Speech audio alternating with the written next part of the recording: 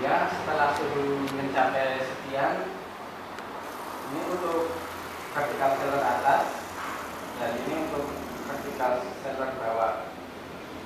Ya, ini disesuaikan dengan kondisi plastiknya. Jadi suhu ini dapat dirubah-rubah sesuai dengan ketebalan plastik.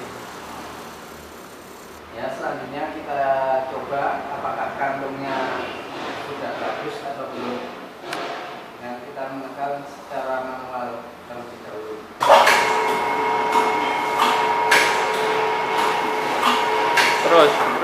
Terus. Nah, setelah itu kita cek apakah sudah bagus atau belum.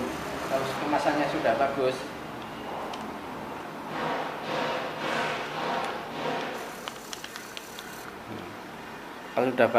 kita masukkan bahan.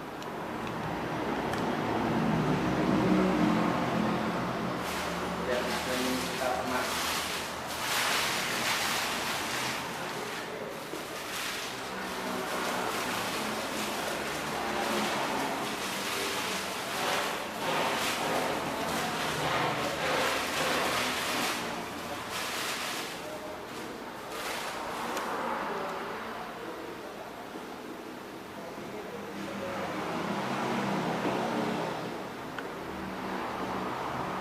Selanjutnya kita tekan auto.